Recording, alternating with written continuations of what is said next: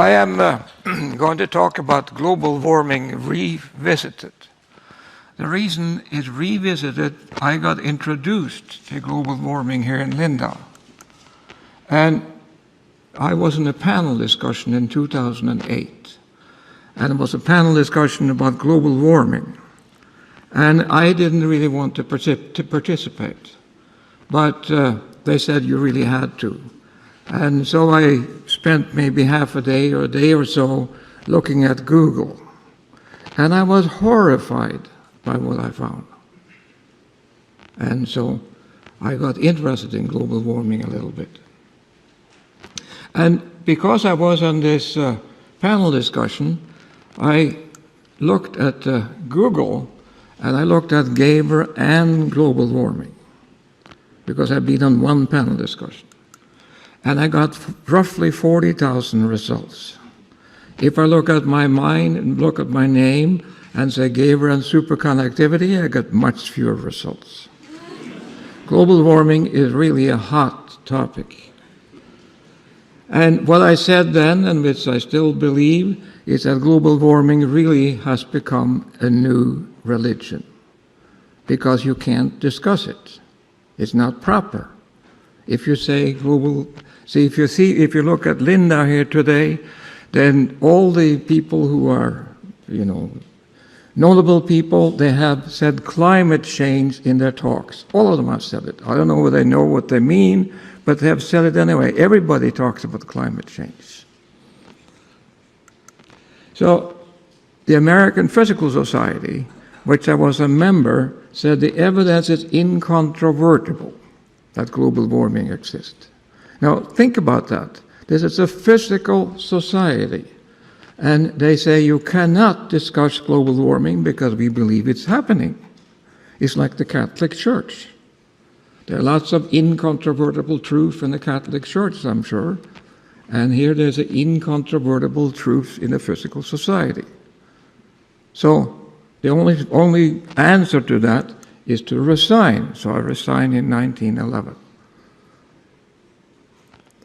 And that actually made quite a much more story than I thought it would have.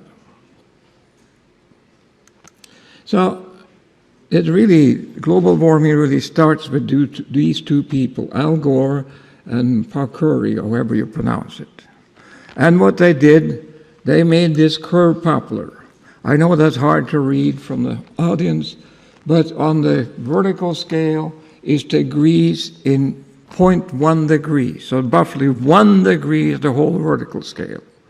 And the horizontal scale is in years from 1860 to 2000. And you see the global warming has increased, but the scale is like what dentists use when they advertise by toothpaste, because the scale is absolutely distorted. I mean, there's 1 degree there. And for what does this curve measure? Well, this curve measures what does the average temperature for the world for a whole year and for a whole Earth for 1 year. So there's the average temperature for the whole Earth for 1 year, and that measures in a fraction of a degree. So what does that mean? I think probably nothing. So let me talk about that again. From 1880 to 2015, the temperature has increased from 288 to 288.8 degree Kelvin, 0.3%. I think the temperature has been amazingly stable. If I take where I live in Albany, New York, there are roughly 80 degree K difference between summer and winter at some time. And so would you think that 0.8 degree average on the Earth makes any difference to the climate in Albany? Is that sensible to you? Oh, the wrong way. So here is then where the temperature is measured. And you see there's point on the graph, so if you can read that, north of 60 degrees is 167 measurements. Between 30 and 60 degrees is quite a lot of measurements. The United States is all covered with things and stuff. So if you go finally to the South Pole, there are 8 thermometers, according to NASA. That's all they have, including the South Pole. 8 thermometers. And so if you had 8 thermometers to measure the average temperature in Germany, where would you put those 8 thermometers? 8 thermometers for the continent is nothing. And the fact is, but I deal with the South Pole, there has never been as cold on the South Pole as it is right now. There's more ice than there ever have been. And so, but people don't talk about that. They talk about the North Pole, where they have a warmer climate at the present time. And the other thing which upset me is that what is the optimum temperature for the Earth? Is that the temperature we have right now? That would be a miracle. Maybe it's 2 degrees warmer. Maybe it's 2 degrees colder. But nobody has told me what the optimal temperature is for the whole Earth. This is a little bit like American foreign policy. The foreign policy wants things to be as they are, because we have it good in the United States. But even the foreign policy can't control the climate. The other thing is that both the alarmists and the deniers, I guess I'm quoted as a denier, measures the average temperature for the whole Earth for a whole year to a fraction of a degree, and that result is significant. Of course it's not. How can you possibly measure the average temperature for the whole Earth and for the whole year and come up with a fraction of a degree? So I have this slide here. I think the average temperature of the Earth is equal to the emperor's new clothes. Was a boy who said, cried, the emperor has no clothes on. And I would cry out and say, you can't measure the temperature for the whole Earth at such accuracy. I was in Beijing I think it was in 74 or 75, and Beijing was a village. There were 3 or 4 cars there, and we had control of one of them. I was back in Berlin, in Beijing, like a few years ago, and you can't cross the streets for cars. And there's buildings which are like 30, 40 stories high everywhere.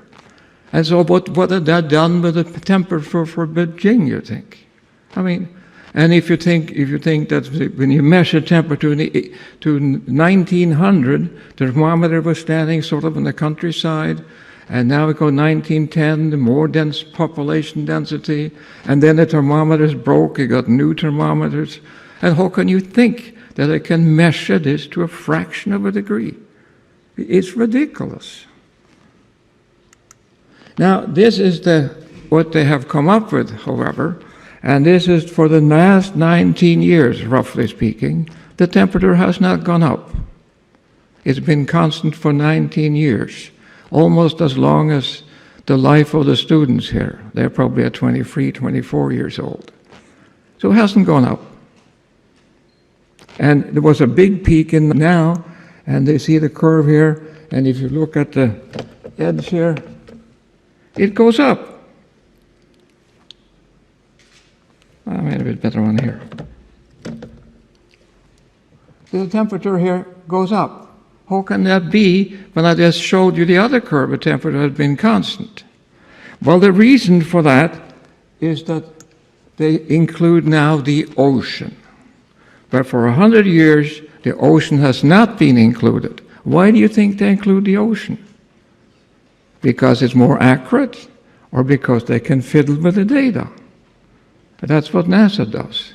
So Obama said last year that 2014 was the hottest year ever. But it's not true. It's not the hottest year. So if you don't believe I'm cheating you, here's some satellite data, and this is the peak in 98, and you see basically the satellite data shows the same thing. The temperature has not increased. So what is then a greenhouse effect? Well, without atmosphere of the Earth would have been roughly 35 degrees warmer, roughly speaking. Now, from 1898 to 1998, the temperature has increased 0.8 degrees. And the CO2 concentration has increased from 295 to 367, or roughly 72 parts per million in 100 years. That's what has happened. That's the fact. I'm not making this up. Now from 1998, which is basically the hottest year, the CO2 has increased from 367 to 403, roughly 36 parts per million. That's half of the previous increase. So why hasn't the temperature increased 0.4 degrees then? I mean, if you're a physicist, for heaven's sake, and here's the experiment, and you have a theory, and the theory doesn't agree with the experiment, then you have to cut out the theory. You were wrong with the theory. See, that's half the thing. It should have been, but it isn't. So you can't believe then the people who are the alarmists say that CO2 is a terrible thing, and therefore you have to not drive and use solar cells and stuff because otherwise the world will go to pot. But it's not true. It's absolutely not true. So nature, in its wisdom, this was happened actually in 2012 when I gave another talk in global warming here, has come up with a magazine. And they want to cash in on the fad.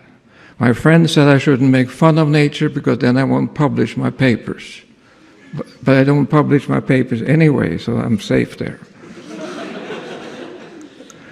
So they had an article in there, for example, that corn yield in Africa decreased 1% for each day over 30 degree Kelvin. See, that's a very difficult thing to determine. But they published that article anyway. There was nothing saying in Nature that in the United States we put 10% alcohol into gasoline. That's the most stupid program America ever done. But all the gasoline should have 10% ethanol in it. And that comes from corn as well, from corn grown in Iowa, I guess. And that's food. So for reason we do this, that food is much more expensive now because we do this. It's very costly and very stupid.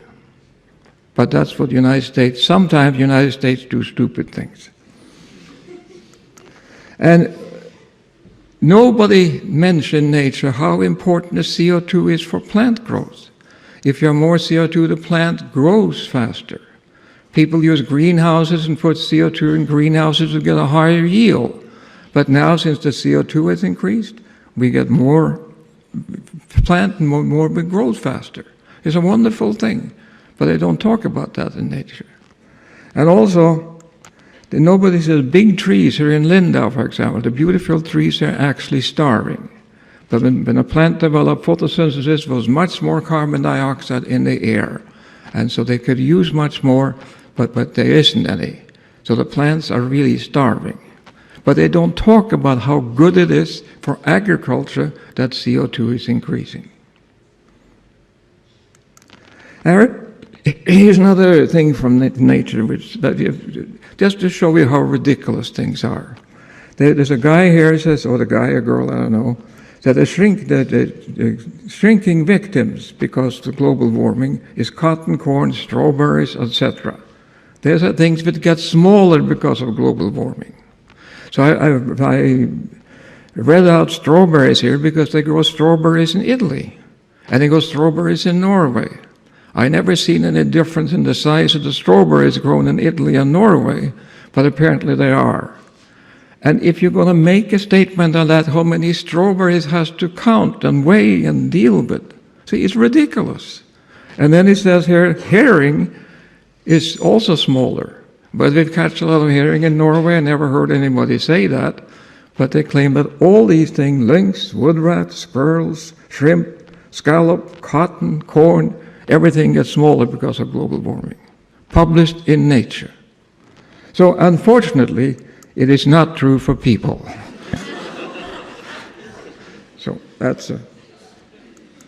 So here's another one. Here's see, all this you can do, which I did when I went on that panel discussion. Here they say melting Greenland.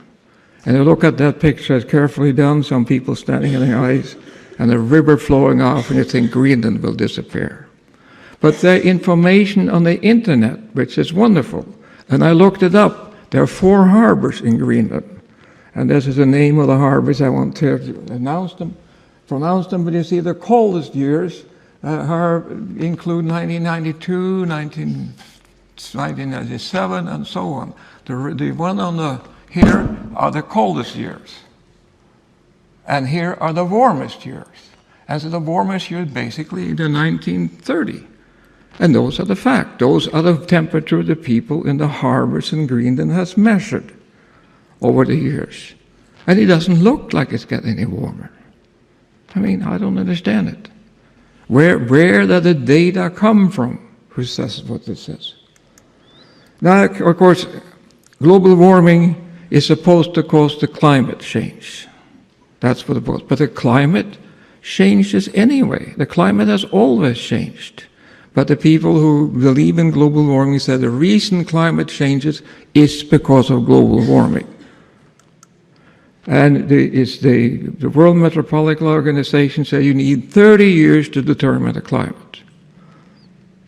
So this is a difficult slide to see here, but this is the rainfall in lots of places all over the world.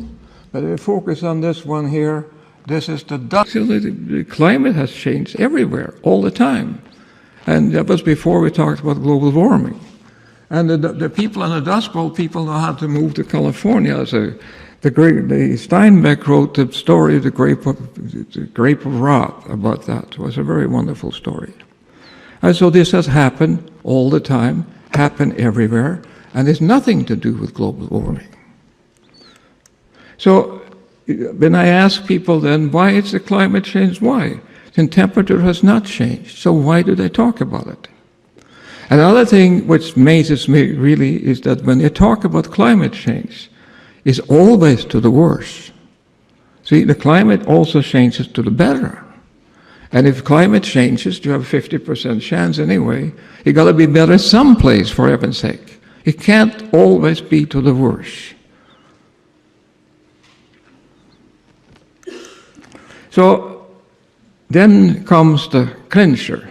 If climate change doesn't work to scare people, we can scare people talking about extreme weather. That must work. So here is the extreme weather. And the question is the ocean level rising? Well, here is a graph. It's hard to see where you sit again, but this scale is in thousands of years, and this scale is in meters. If you look at the recent scale, then you see here this scaled out. You can maybe read that, and this scale here is in centimeters. And for the last 100 years, the ocean has risen 20 centimeters. But for the previous 100 years, it also rose to 20 centimeters. And for the last 300 years, ocean has risen 20 centimeters 100 years. And so there is no unusual rise in the sea level. And to be sure you understand that, I'll repeat it. There is no unusual sight in the sea level. And here is the hurricanes in the United States for 150 years. Hurricanes are supposed to be much worse now because of the weather has gotten 0.8 degrees warmer. I mean, on the average. But you see, here there are no such thing. If anything, we've entered a period of low hurricanes.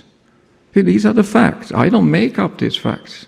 And actually, when I gave this talk in Linda in 2012, the criticism I got, I'd never published anything in global warming. But you don't have to publish things. You don't have to even be a scientist to look at these figures. And you understand what it says. And the same thing is for the tornadoes in the United States. It looked like we're in a low period in the last few years. That's only 50 years of data or so. But see, what people say is not true. I talked to a journalist yesterday from D-Site, and he's supposed to be here. I don't know if he's here or not. And I asked how many articles he published, but this says that global warming is a good thing. And they probably don't publish that at all. It's always negative, always. So here is a picture, see how ridiculous things do. I hate to make fun of Norway because I'm Norwegian, but I think I can deserve this anyway. There is an oil platform laying about there. That is 200 miles from the coast of Norway. It's an oil platform. It's a very, very lucrative oil platform. And what they're going to do with that, they're going to electrify it. On the platform, of course, they have lots of natural gas, and they have gas turbines and stuff. There's no problem with power. But to save on the platform, to save for the carbon dioxide on the platform, they're going to electrify it from land. It costs billions of money, crowns anyway, a huge amount of money. But the government of Norway has decided that. Hopefully now, when the oil price has fallen by a factor of 2, maybe they reconsider. I hope that. Because what they're going to do, all the gas they save by not using gas generators, they're going to send to Europe. What Europe going to do with the gas? Burn it, of course. So, I mean, there's no saving here. They're just an expense. There's no saving of CO2 or anything.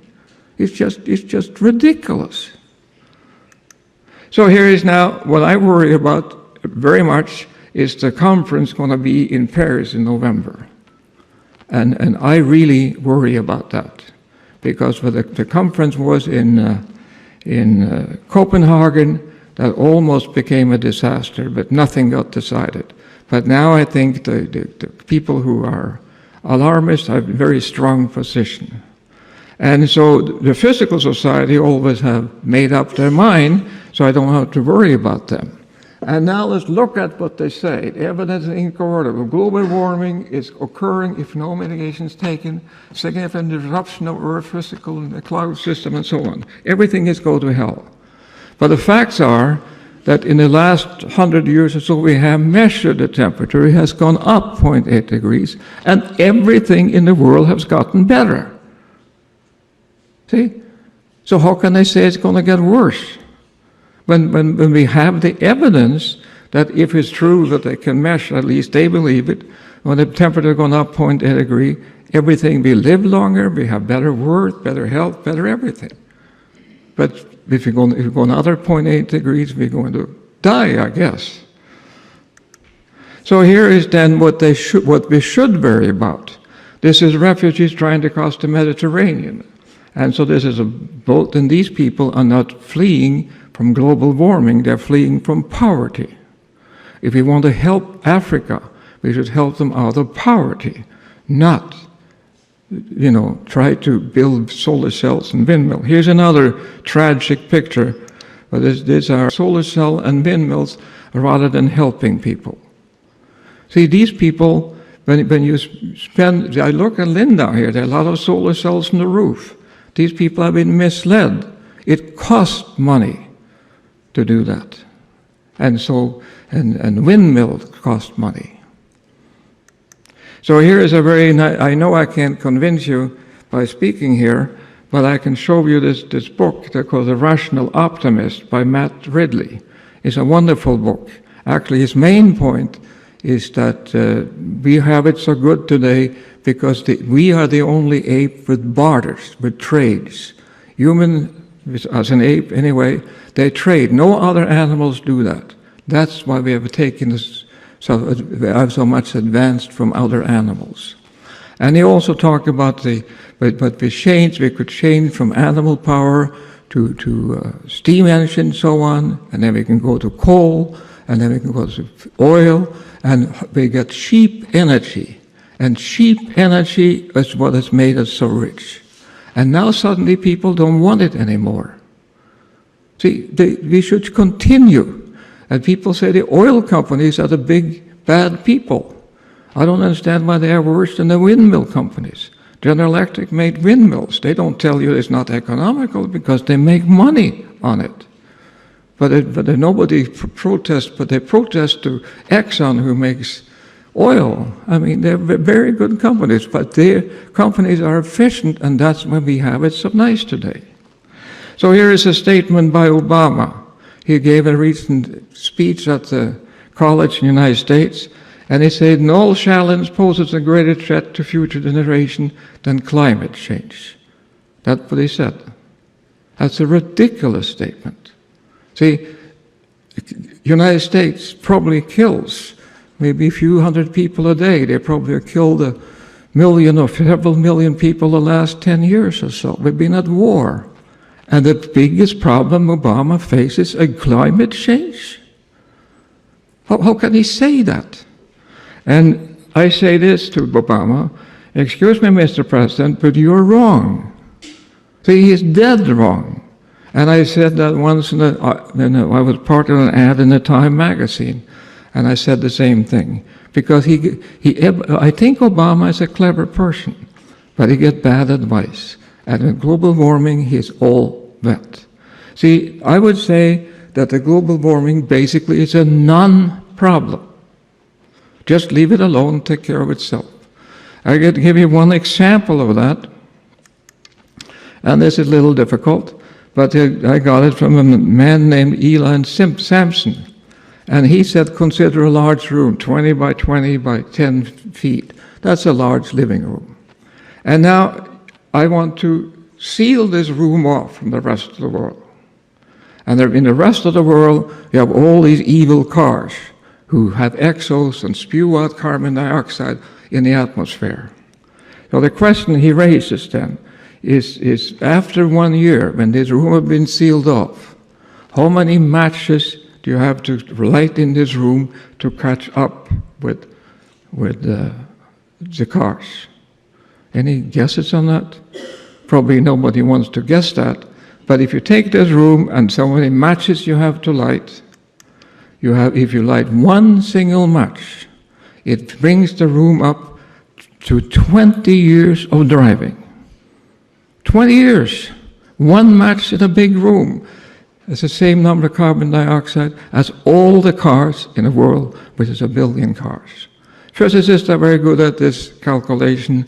I was worried about it when I got this letter from him, and I checked it. And on the internet, you can find how many cars there in the world. You can find how much they drive, and you can find all sorts of things. So you see, it's just one of these things. And it's hard for me. It's really very hard for me to understand that almost every government in Europe, and except I think Polish government, are worried about global warming. It must be politics. So finally then, I think what we really have to do, we have to learn to live with change. It's climate changes, climate has always changed. We can't control that, so there's nothing we can do. And here is a picture of me and my wife when we got married 60 years ago. And here you can see how we have changed. And we have to live with that. And also you see that what we changed, we have a color photo now. See, it wasn't color when we got married, so that's a change. And I will also say, so far we have left the world in a better shape than when we arrived, and this will continue, with one exception. We have to stop wasting huge, and I mean huge amount of money on global warming. We have to do that. That may take us backwards. See, it's the people think that things are sustainable, but they